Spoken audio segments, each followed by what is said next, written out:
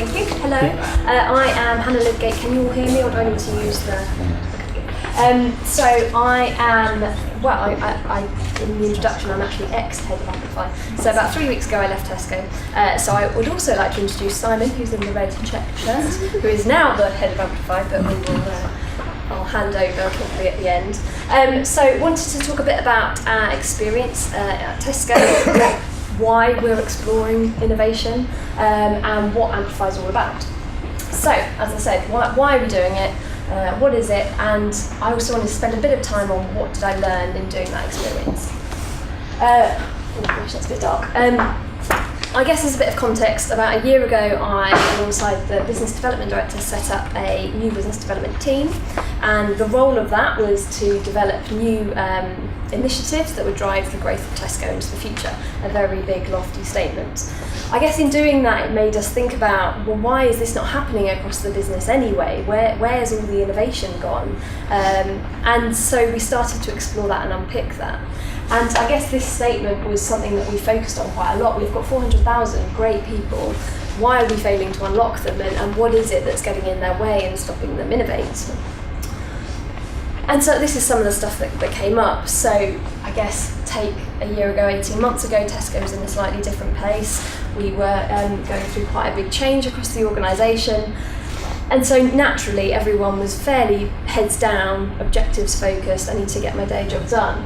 And so the rate of sort of curiosity, looking up and out at what else was going on out in the world, the creativity that we applied to what we were doing was probably fairly low. Pace, which is a classic thing across all corporates. I mean, we spend probably 6 months planning something, and at which point we launch it at scale, and then we're justifying why it's the right thing to do with customers. I think linking that to our assessment of risk, that's obviously hugely risky as an approach, and yet we do it every year. How do we start to get that perspective of risk being, start small, it might not be perfect, but get it out there and get companies or customers helping you create what you're trying to launch with you. And I guess really importantly for us, the permission. So we had a variety of people across the business that either had innovation in their titles, we had a labs team that was doing R&D, and so I think for everyone else they just felt those guys are responsible for innovation. I don't need to worry about it, it's kind of in hand. And so it felt like the permission wasn't there. And so we wanted to set something up that amplified innovation, gave people the confidence and permission to start acting differently in how they did things. And so Amplify really exists to try and start to connect people across Tesco with the tools, other people, and inspiration to help them bring their ideas to life. A fairly simple concept, I think, but one that was missing in our organisation. We started really small, so about a year ago we didn't want to say, right, come on 400,000 people in Tesco, we're here, come and get us. It was very much, let's start small. We started with 20 people from across the business. It didn't matter what work level, didn't matter what department, and we got them together and said, right, you guys have that entrepreneurial streak in you, and we want to help amplify what you do and how you do it across the business. And so with them, we started to test different initiatives. Some were complete crap, some were really good.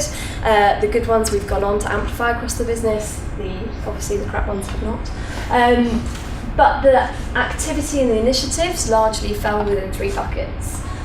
One was all about how do we start to build that capability across the business. We have, as you probably know, silos across the business that kind of limit the experience and the expertise to within that group of people. How do we start to unlock that and share it across? And so we did that through sort of effectively a co-creation portal where people could upload their tools of how to build prototypes or how to run co-creation workshops or how to write business cases. We started to amplify out what people already knew. And alongside that, starting to bring that to life with peer-to-peer learning, peer-to-peer workshops. Then the sharing the inspiration was really important to us. I think, again, as I described, the context was we had our heads down, we were looking at what our jobs were every day.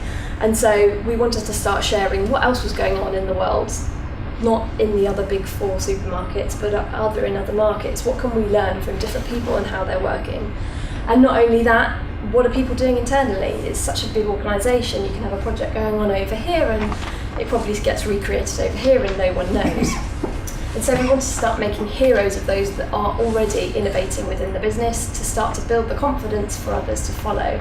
And so we did that through communications and storytelling, really, but also having a series of events where we invited speakers in and started to get that conversation going as part of what people were doing in their everyday lives. And then the final, which is probably the most relevant here, is startups. So we started out this journey by thinking, right, well, we've got to work with startups because that's what everyone is doing.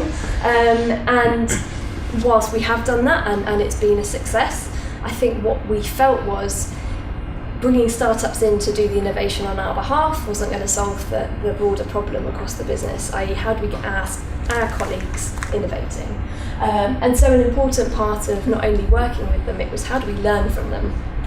And so one of the big initiatives we've been focusing on is our partnership with Remixing Loft, which is a co-working space in Tower Hill, and run a number of different initiatives down there that mainly focused on bringing the Amplify community, the Tesco community, down to the Loft and exposing them to a different way of working. And so one of the initiatives is the sort of startup experience that we've called it. A Tesco colleague go and work for a startup for a week. Whilst it sounds simple, actually it's been mind-blowing the impact it's had. We've had a guy, poor guy, we always tell his story, Stephen Law, been in Tesco for 18 years, from Tesco through and through, if you cut him he'd be red, white and blue, and he just was transformed at the end of it. His perspective on what you need to do to move the needle, because that's most important in a startup, what you do to maintain the momentum and to have that resilience that you keep your idea going, and also being able to see the impact of making a change on Monday and seeing it on Tuesday. That rarely happens in Tesco. So I think having him experience that and bring it back into his team and into the company has been a massive benefit, and so that's something that we're starting to roll out more broadly. So I'm happy to go into that in more detail, sort of more of the whys and wherefores of what we've done, but I also wanted to start talking about some of the stuff I've learned along the way. A guy in my team really kindly gave me the title of the person sorting out innovation at Tesco.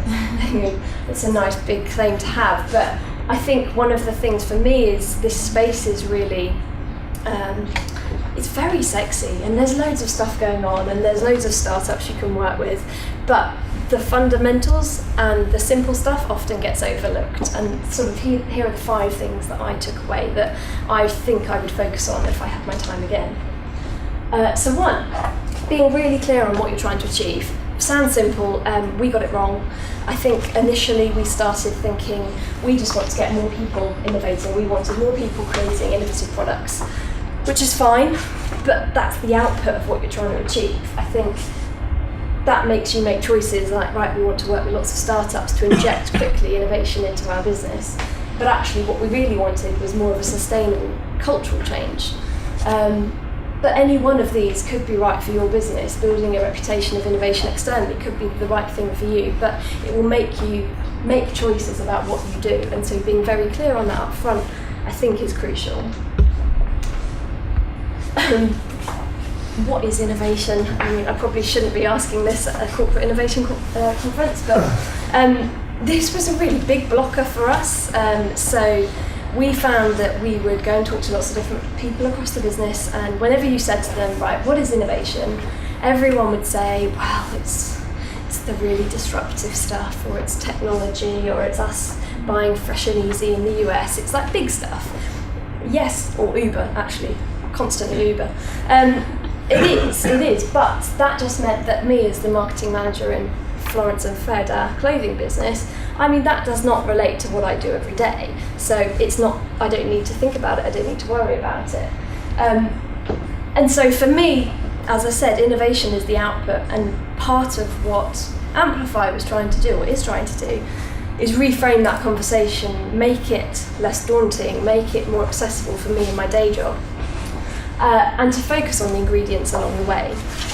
So how do we get great products, innovative products? It's about great people working together, collaborating, whether it's internally or people externally, in that right way. So with an element of agility in how you work, with the right mindset, so supportive, open-minded, curious, and with visible support.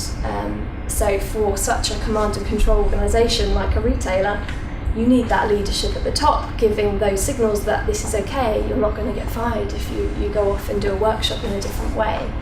And so it's those ingredients that I found were the most important. And I guess linked to that, how do you then create the conditions for those people to thrive? So for me, again, it's not about the theatre, it's about the people, and it's back to the fundamentals of how people can go on and create great things. So actually one of the things that I've found since working a lot with entrepreneurs and with startups is it's the DNA that's similar across everyone, yet they've got the resilience to keep their idea going, they've got the curiosity, they've got the creativity, and they've got the can-do attitude. All wonderful behaviours that we can all have. But for some reason you go into a corporate, and I'm not sure about heroin or carbohydrates, but the monthly salary does start to squash that. The mentality of knowing something is coming every month, kind of no matter what you do. The structure of having a whole load of people around you to help you do whatever you need to do, develop a website. You don't need to necessarily have that skill set within you. You can lean on other people. And so it can squash some of the behaviours that we see in entrepreneurs that are so successful. And I think it was a conversation we were having on Friday where you guys said, yeah, we don't really look at each other and say, right, let's be innovative now. It's just not something that you would think about. It's inbuilt into how you work. And so how can we start to encourage that across businesses? So I thought I couldn't do a presentation without that. So I think it's about being human. It's about noticing the faces that you're pulling in front of the people that you're trying to encourage to innovate. It's thinking about the behaviours that your leadership teams are exuding and what they're telling people that are coming to them with ideas. How are they supporting that? So one interesting story I heard was sort of graduates come in and they're always told, right, you're the fresh eyes, you can come and change everything, challenge everything you see because you will notice it because you're new. So that graduate I know sort of did that, and the director said, oh no, we did that before. And so immediately he has not only squashed that idea that could be relevant now, but also that graduate probably won't step forward into the future. So the behaviours, the support, the faces, I think they're all really important to try and encourage these basic conditions that we need to succeed at being innovative. I think my final, I haven't got 5, I've got 4. My final learning was there's so much stuff in this space. You can run hackathons, you can set up accelerators, you can get really tangled, and I probably did for the first 6 months in what you start. But just start small, get to a story, get to an output that you want to then share. And then the most important bit is tell the story, because that's how you'll start to overcome, get more people on your side, but also start to engage more senior members of the team. So for us, we've started to see people change, mindsets change, and they're the stories we're then telling, the Stephen Laws of this world. And that's what's starting to build the momentum for us across the business. So that's me, that's my story.